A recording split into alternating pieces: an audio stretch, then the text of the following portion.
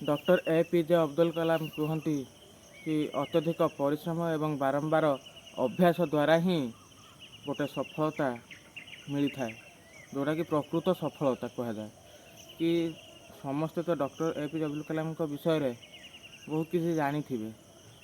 तो मु विषय मात्र किछि कथा कहबी जोरा संघर्षर कहानी किछि कथा सी कि तांकर जन्म प्रथम कथा तांकर जन्म 15 अक्टोबर 1931 गोटे छोटिया गाँव रे ही होता कि तांको परिवार सेमतिका किछि नथिला कि आर्थिक अवस्था सतेटा स्वच्छल नथिला कि तांको पाखरे बहुत पैसा नथिला, केवल तांकर किछिटा डंगा थिला तांका बापांकर कि जोटा को सी माने भड़ा आकार रे लगेकी सेमाने जहाँ अर्थ आसे से सेमाने चलती।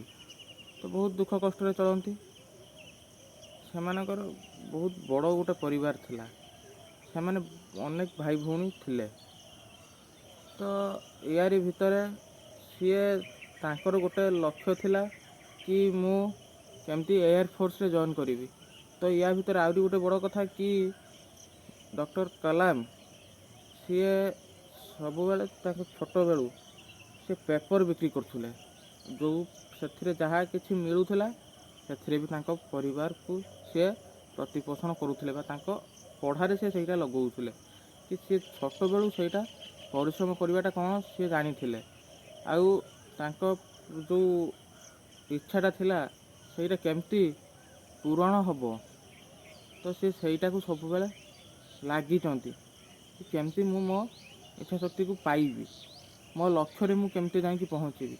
तो तांको लक्ष्य कौन थिला ना सी जाइकी केमती एयरफोर्स रे जॉइन करिवे।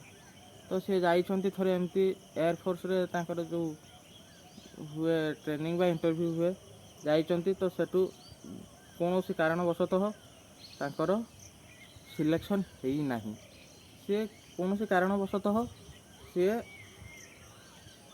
कटि जाइछंती, जो जहाँद्वारा कि सी आउ एयरफोर्स रे जॉइन करि पारि नाहंती बा एयरफोर्स रो जॉइनिंग से वंचित होइछंती। तो यारी भितर से आसु आसु जड़े साधु बाबा को भेटिले कि ସେଇଠି भेटिकी कहते कि बाबा मुझे जाइली मोर से जॉइन है ना मुझे सिलेक्शन हेली ना, तो ए मोर कौनटा भूल रहा मुझे एत सारा परिश्रम करी।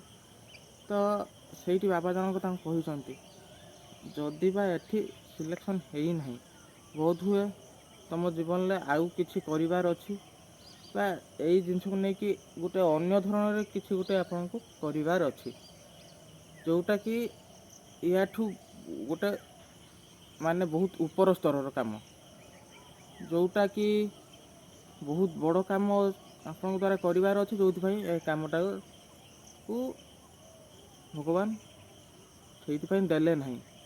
आ गोटे कथा जीवन में सब बेले भगवान किसी ना किसी मात्रा कौटि ना कौटि विश्वास करिवार अछि।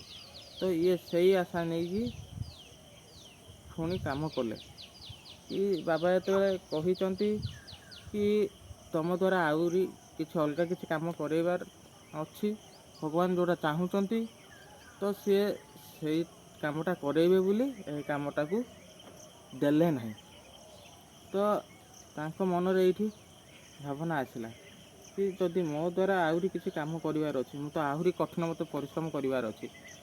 तो सी से कौन कले सी जी एयरफोर्स रे पायलट हवा कथा बा एयरफोर्स रे कौन सी कर्मचारी हवा कथा सी आज बड़ बड़ मिसाइल बनइले, बड़ बड़ क्षेपणास्त्र बनइले, जो आज समस्ते क्षेपणास्त्र मानव रूपे जानती बा अग्नि मानव रूपे जानती। से तो जदि एयरफोर्स रे जॉइन कर जाते तो से एयरफोर्स भितर सीमित रही जाते। तो तांकर जो ये अध्यवसाय बा बारंबार जो अभ्यास आ कठिन परिश्रम करथिले तार फलस्वरूप सी पाइले कौन ना गोटे बहुत बड़ वैज्ञानिकर सफलता, जोटा कि तांकर ए भारत प्रति ଗୋଟେ ବହୁତ ବଡ଼ ଅବଦାନ ରହିଲା, ଗୋଟେ ବହୁତ ବଡ଼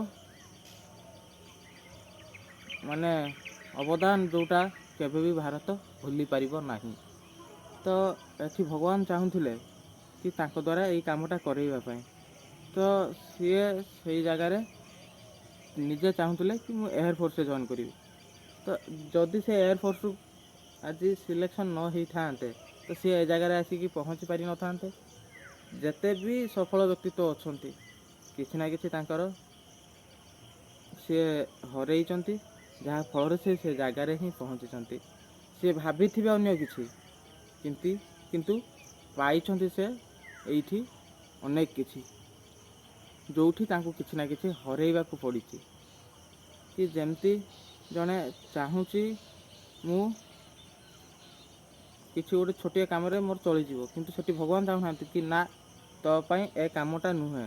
ତ ସିଏ ସେ ଜାଗାରୁ ତାକୁ ସେ ଜିନିଷଟାକୁ ଛଡ଼େଇ ନେଉଛନ୍ତି। ତ ଏଇଟା ଛଡ଼େଇ ନେବା ଦ୍ୱାରା ତା ମନ ଭିତରେ ଗୋଟେ ଜାଗ୍ରତ ସୃଷ୍ଟି ହେଉଛି କି ମୁଁ କେମିତି ଆଗକୁ ବଢ଼ିବି, ମୋତେ ତ ଏଇ ଜିନିଷଟା ମିଳିନି, ମୁଁ ୟାଠୁ ବଡ଼ ଗୋଟେ ଜିନିଷ ପାଇବି। ତ ସେଟା ଭଗବାନଙ୍କର ଲେଖା କି ନା ତୋ ଦ୍ୱାରା ଗୋଟେ ବହୁତ ବଡ଼ କାମ କରିବାର ଅଛି, ଆଉ ତୁ ସେ କାମ ନିଶ୍ଚୟ ପାରିବୁ। ଯେଉଁଥିପାଇଁ ଏ ଛୋଟିଆ କାମଟାକୁ ସବୁବେଳେ ଭଗବାନ ଆମଠାରୁ ଛଡ଼େଇ ନିଅନ୍ତି। ତ କହିବାର କଥା, ଆମମାନଙ୍କ ମଧ୍ୟରେ ଏମିତି ବି ବହୁତ ସମ୍ଭାବନା ଅଛି କି ଆମେ ବହୁତ ବଡ଼ ବଡ଼ କାମ କରିବା ପାଇଁ। ତ ଆପଣମାନେ ଧ୍ୟାନର ସହ ଆପଣଙ୍କ ଲକ୍ଷ୍ୟକୁ ନେଇ କାମ କରନ୍ତୁ। ନିଶ୍ଚିତ ଆପଣ ଆପଣଙ୍କ ଜୀବନରେ ସଫଳତା ନିଶ୍ଚିତ ପାଇବେ, ଆଉ ବହୁତ ଆଗକୁ ଯିବେ। ତ ଯଦି ଏଇଥିରୁ ଆପଣ କିଛି ଶିକ୍ଷା ପାଇଥିବେ ତ ନିଶ୍ଚିତ ଭାବରେ ମୋତେ କହିବେ, କମେଣ୍ଟ କରିବେ। ତ ଯଦି ଏହା ପରେ ଆଉ କିଛି ଆପଣମାନଙ୍କୁ ଭଲ ଶିକ୍ଷା ଦେଇପାରିବି, ଆଗକୁ ଯିବାର କିଛି ବାଟ ବତେଇ ପାରିବି, ତ ନିଶ୍ଚିତ କମେଣ୍ଟ କରିବେ। ଜୟ ଜଗନ୍ନାଥ, ଜୟ ଶ୍ରୀରାମ।